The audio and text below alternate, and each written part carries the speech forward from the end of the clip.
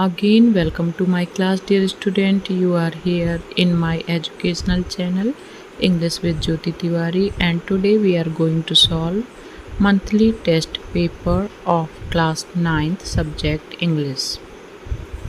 तो चलिए बच्चों सॉल्व करते हैं क्लास 9th का इंग्लिश का टेस्ट पेपर। इस क्वेश्चन पेपर में फर्स्ट में दिया हुआ है answer the following questions in about 30 words. Means 30 words में हमको नीचे दिए गए क्वेश्चंस के आंसर्स लिखने हैं और ये पेपर टोटल 20 मार्क्स का है। तो जो इसका फर्स्ट क्वेश्चन दिया हुआ है, व्हाट सब्जेक्ट्स डिड मार्गी एंड टॉमी लर्न। ये द फन दे हैड से लिया गया है और इस क्वेश्चन का मतलब है कि मार्गी और टॉमी कौन से सब्जेक्ट पढ़ते थे। And the answer is Margie learned geography and mathematics and Tommy learned history and mathematics.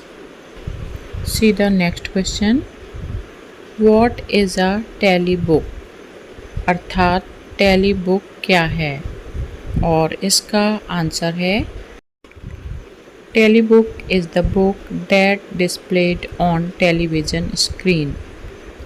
Tele book वह पुस्तक है जो कि टेलीविज़न स्क्रीन पर प्रदर्शित होती है। अर्थात टेलीविज़न स्क्रीन पर प्रदर्शित होने वाली पुस्तक को टेली बुक कहा जाता है। Next question, which of the two roads did the poet choose and why? And this question has been taken from the poem The Road Not Taken, and the answer is the poet chose the road which was less travelled. Poet उस रास्ते को चुनता है जिस पर कम लोग चले हैं। He chose it because he wanted to check his capability about being different from others. वह उस रास्ते को इसलिए चुनता है क्योंकि वह दूसरों से अलग होने की अपनी क्षमता को परखना चाहता है। Question number 4 is here. Who helped Evelyn to continue with music? संगीत सीखने में एवलिन की मदद किसने की? And the answer is Ron Forb the percussionist helped her to continue with music. Ron Forb जो कि एक तबला या फिर ड्रम वादक थे, उन्होंने एवलिन की संगीत सीखने में मदद की। अब चलिए देखते हैं अगले क्वेश्चन को। How does the poet want the wind to come? कवि किस प्रकार से चाहता है कि हवा आए? Answer, the poet wants the wind to come slowly and not to destruct anything. कवि चाहता है कि हवा धीरे से आए और कुछ भी नष्ट ना करे। डिस्ट्रक्ट का अर्थ होता है नष्ट करना। Now see the next question. What does the wind god do? पवन देवता क्या करते हैं? And the answer is the wind god breaks the shutters of the windows, scatters the paper and throws the book and tear them. पवन देवता breaks the shutter of the windows. Windows के shutter जो होते हैं उनको तोड़ देते हैं। Scatters the papers और पेपर्स को बिखेर देते हैं। And throws the books and tear them और किताबों को फेंक देते हैं और उन्हें फाड़ देते हैं। अर्थात हवा में ये सारी चीज़ें नष्ट हो जाती हैं। Next question, what did the child see at the sweetmeat shop? Answer, in the sweets shop, the child saw many colorful sweets, including gulab jamun, rasgulla, barfi, and jalebi. मिठाई की दुकान में बच्चा बहुत सी रंग बिरंगी मिठाइयाँ देखता है, जिनमें गुलाब जामुन, रसगुल्ला, बर्फ़ी और जलेबी इत्यादि थे। टेस्ट पेपर के क्वेश्चन नंबर 2 में फिल इन द ब्लैंक्स दिए हुए हैं और इसमें हमको दिए हुए ऑप्शन में से सही ऑप्शन को गैप में फिल करना है। और फर्स्ट सेंटेंस दिया हुआ है, honesty is blank best policy. तो बेस्ट एक सुपरलेटिव डिग्री है, इसलिए इसके पहले हम द आर्टिकल का यूज़ करेंगे और हमारा आंसर होगा honesty is the best policy. Second sentence, he is blank engineer और ऑप्शन में अगेन ए एंड द दिया हुआ है, तो इसमें द आर्टिकल का यूज़ नहीं होगा क्योंकि ये इंजीनियर को स्पेसिफाई नहीं कर रहा है सेंटेंस। अब हमें ए और एन में से कोई आर्टिकल लगाना है, तो ए और एन लगाने के लिए हमको ब्लैंक के बाद वाले वर्ड को प्रोनाउंस करके देखना है और यदि हमारा प्रोनंसिएशन में स्वर आता है, मतलब आ से आह तक आता है, तो हम एन आर्टिकल लगाते हैं और यदि व्यंजन आता है तो हम ए आर्टिकल लगाते हैं। तो जब हम इंजीनियर प्रोनाउंस करते हैं तो ई आता है जो कि स्वर है, इसलिए यहाँ पर हम एन लगाएंगे। अब देखते हैं नेक्स्ट सेंटेंस को, इसमें भी आर्टिकल का यूज़ करना है। He is an American but his wife is blank European।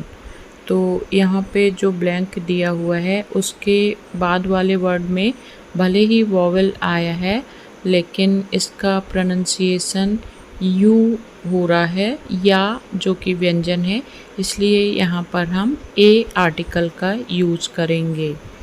He is an American but his wife is a European।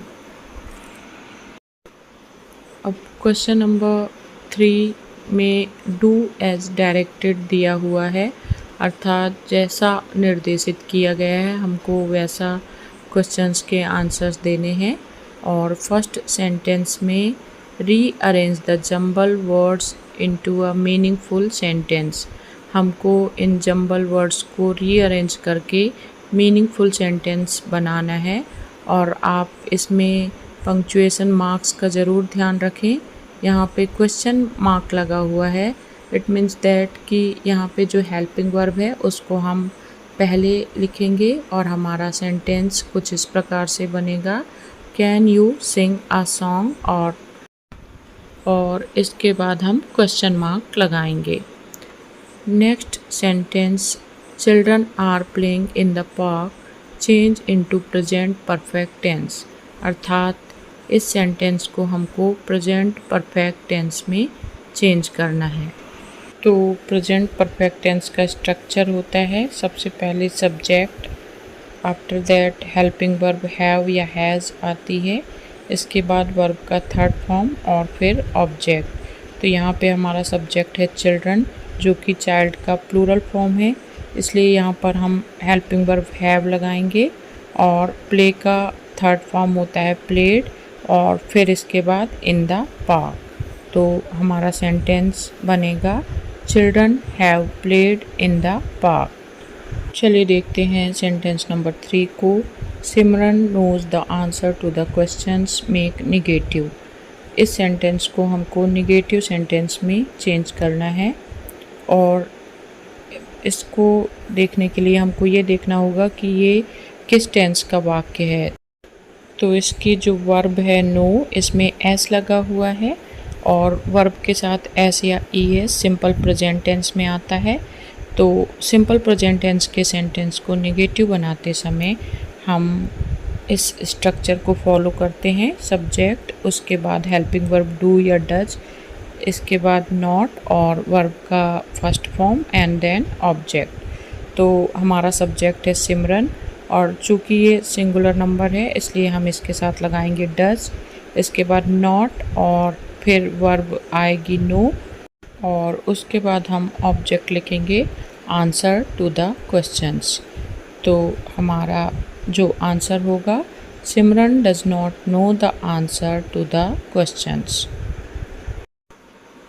यहाँ पर नेक्स्ट क्वेश्चन दिया हुआ है, write an application to your principal requesting him to grant you leave for 4 days।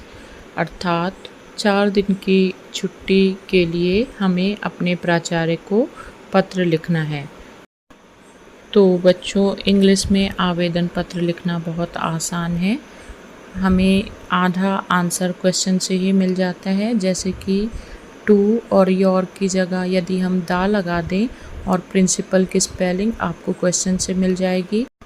इसके बाद question में यदि school का नाम दिया हुआ है तो हम वो नाम लिखेंगे, नहीं तो हम अपने स्कूल का नाम लिख सकते हैं।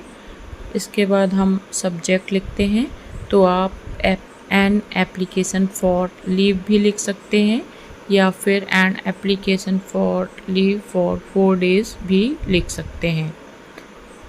After that you have to write respected sir और मैडम, और उसके बाद आप लिखेंगे I would like to say that I am student of class 9th at your school. इसके बाद यदि क्वेश्चन में कोई लीव का रीज़न दिया हुआ है तो आप वो लिखें, नहीं तो आप लिख सकते हैं I am sick so I can not come to school. मैं बीमार हूँ इसलिए मैं विद्यालय नहीं आ सकता हूँ। आफ्टर दैट पैराग्राफ चेंज करके आप लिखेंगे hence kindly grant me leave for 4 days that is, और जिस डेट से जिस डेट तक आपको छुट्टी लेना हो आप उसे अपने आवेदन में लिखेंगे। इसके बाद आप लिखेंगे थैंकिंग यू योर्स ओबीडियंटली, और यदि आपसे ओबीडियंटली की स्पेलिंग नहीं बनती है तो आप योर स्टूडेंट भी लिख सकते हैं। इसके बाद आप लिखेंगे नेम, और जो क्वेश्चन में नेम है वो लिखेंगे, नहीं तो रोल नंबर लिख सकते हैं, और क्लास में लिखेंगे 9th। और आपको पूरा एप्लीकेशन एक ही पेज में लिखना है, इस बात का विशेष ध्यान रखें। तो बच्चों, मुझे पूरी उम्मीद है कि इस वीडियो के माध्यम से आपने इस क्वेश्चन पेपर को बहुत ही अच्छे से समझ लिया होगा। वीडियो यदि पसंद आया हो तो आप इसे अपने अन्य साथियों तक भी पहुंचाएं, और अपनी बेटर स्टडी के लिए आप सब्सक्राइब कर सकते हैं हमारे चैनल इंग्लिश विद ज्योति तिवारी को। Thanks for watching it. Have a nice time.